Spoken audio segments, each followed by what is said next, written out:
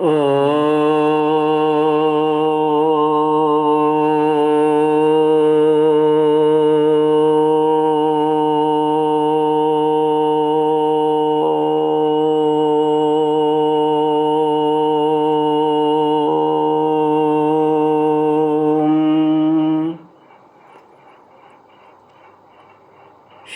गुरुचरण कमलेभ्यो नमः। श्री गणेशाय नमः। श्री सरस्वत्यै नमः। श्री विष्णवे नमः। श्री कृष्ण गोविंद हरे मुरारी, हे नाथ नारायण वासुदेव।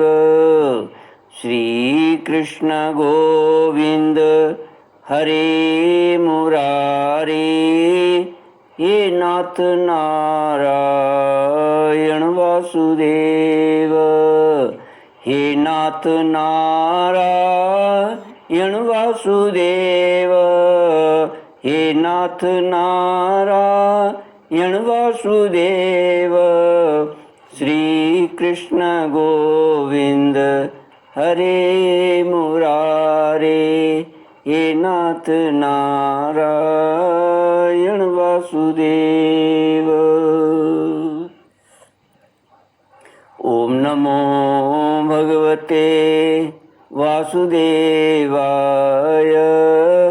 ओम नमो भगवते वासुदेवाय। कृष्णाय वासुदेवाय हरये परमात्मने प्रणतक्लेशनाशाय गोविन्दाय नमो नमः। सच्चिदानन्दरूपाय विश्वोत्पत्त्यादिहेतुवे तापत्रयविनाशाय श्रीकृष्णाय वयं नमः। सच्चित आनंद स्वरूप परमात्मा जो सृष्टि के उत्पत्ति, पालन और संहार करता है तथा जीवों के आध्यात्मिक, आदि दैविक, आदि भौतिक तापों को नष्ट करने वाले हैं, अर्थात जीवों के मानसिक, शारीरिक और भौतिक दुखों को दूर करने वाले हैं, उन श्री कृष्ण भगवान को हम नमस्कार करते हैं। श्री कृष्ण गोविंद हरे मुरारे, ये नाथ नारायण वासुदेव। श्रीमद् भागवत चतुर्थ स्कंद षष्ठोध्याय श्लोक 33 से मैत्रेय उवाच।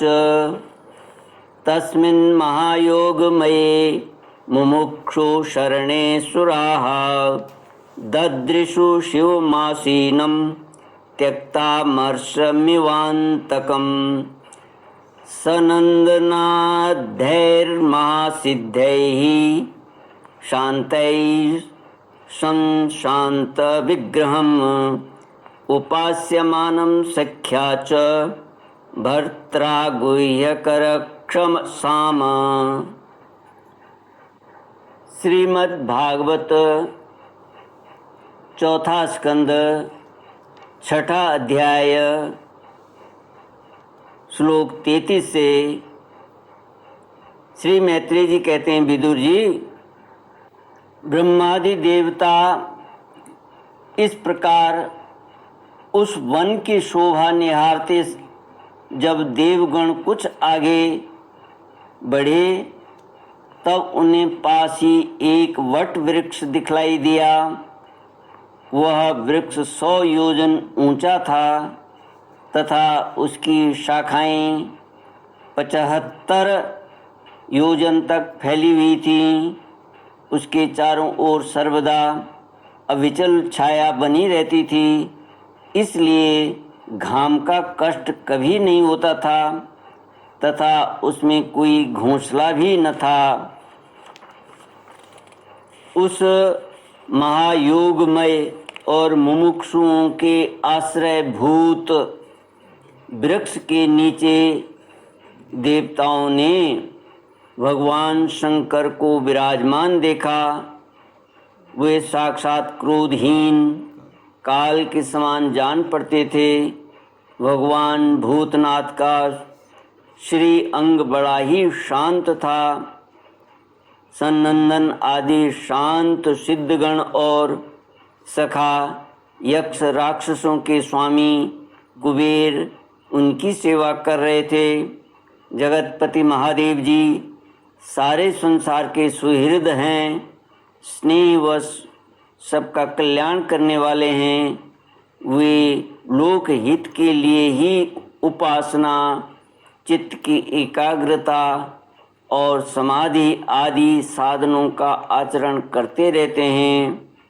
संध्याकालीन मेघ की सी कांति वाले शरीर पर वे तपस्वियों के अभीष्ट चिन्ह भस्म, दंड, जटा और मृग चर्म एवं मस्तक पर चंद्रकला धारण किए हुए थे। वे एक कुश आसन पर बैठे हुए थे और अनेकों साधु श्रोताओं के बीच में श्री नारद जी के पूछने से सनातन ब्रह्म का उपदेश कर रहे थे। उनका बायां चरण दाईं जांघ पर रखा था। वे बाएं हाथ बाएं घुटने पर रखे, कलाओं में रुद्राक्ष की माला डाले, तर्क मुद्रा से विराजमान थे। तर्क मुद्रा कौन सी होती है? टीकाकार लिखते हैं, तर्जनी को अंगूठे से जोड़कर अन्य अंगुलियों को आपस में मिलाकर फैला देने से जो बंध सिद्ध होता है उसे तर्क मुद्रा कहते हैं। इसका नाम ज्ञान मुद्रा भी है। तो तर्क मुद्रा में बैठे हुए थे। वे योग पट काठ की बनी हुई टेकनी का सहारा लिए एकाग्र चित्त से ब्रह्मानंद का अनुभव कर रहे थे।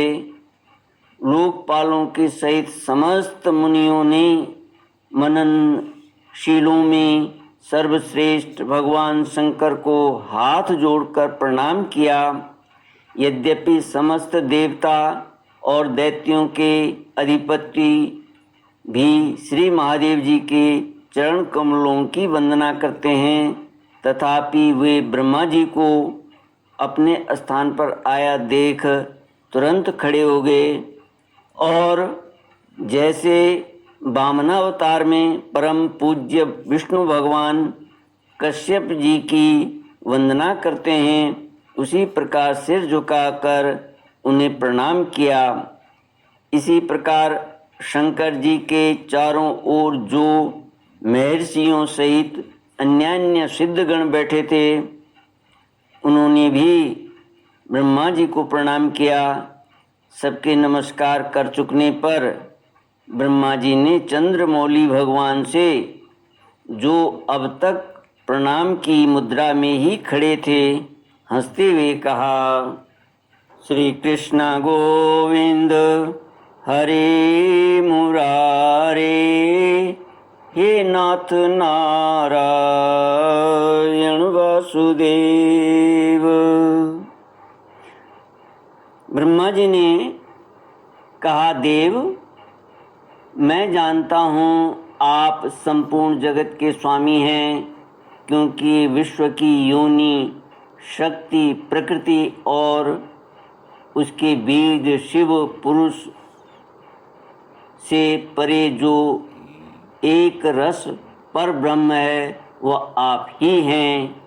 भगवान, आप मकड़ी के समान ही अपने स्वरूप भूत शिव शक्ति के रूप में क्रीड़ा करते हुए लीला से ही संसार की रचना, पालन और संहार करते रहते हैं।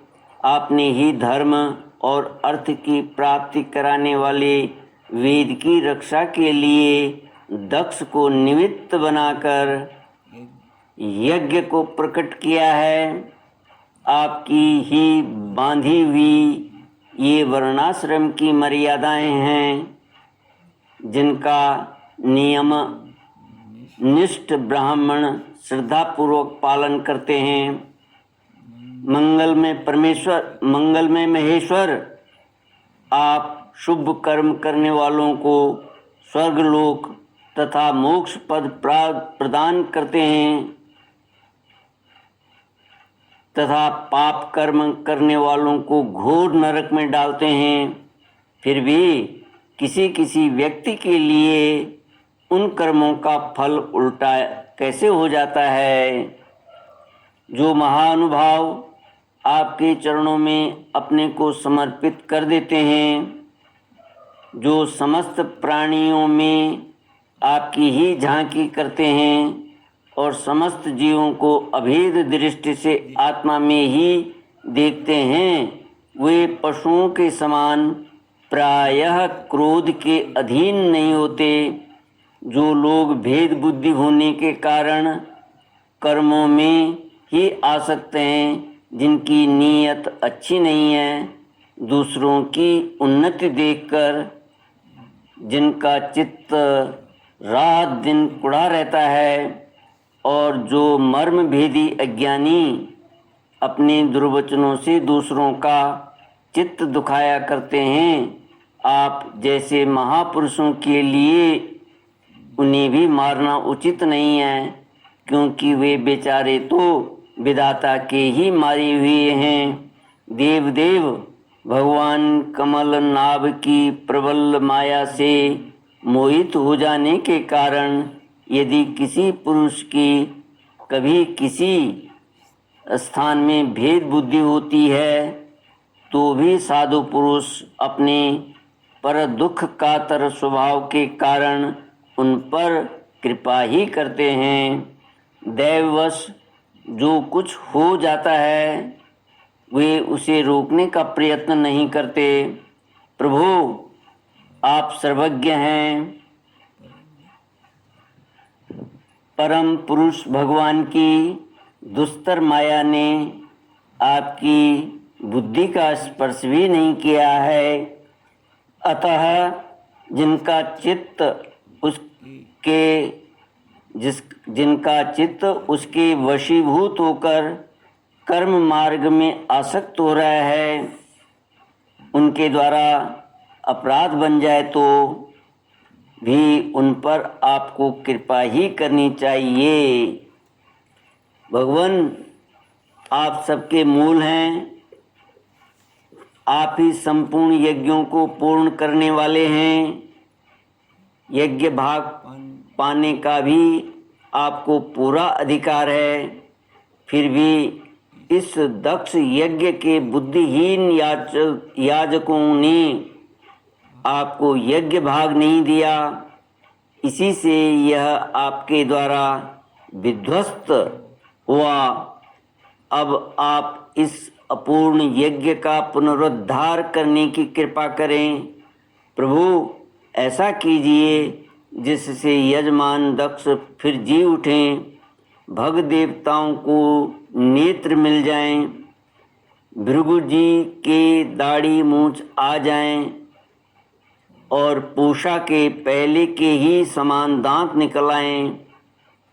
रुद्रदेव अस्त्र शस्त्र और पत्थरों की बौछार से जिन देवता और ऋतुजों के अंग प्रत्यंग घायल हो गए हैं, आपकी कृपा से वे फिर ठीक हो जाएं।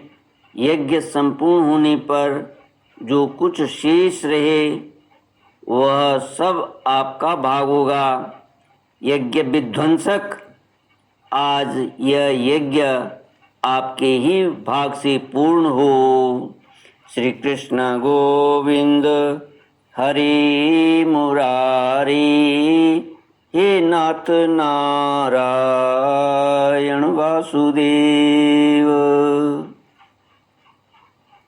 इति श्रीमद्भागवते महापुराणे पारमहंस्यां संहितायां चतुर्थस्कन्धे रुद्रसान्त्वनं नाम षष्ठोऽध्यायः। ओम पूर्णमद पूर्णमिदं पूर्णात् पूर्णमुदच्यते पूर्णस्य पूर्णमादाय पूर्णमेवावशिष्यते।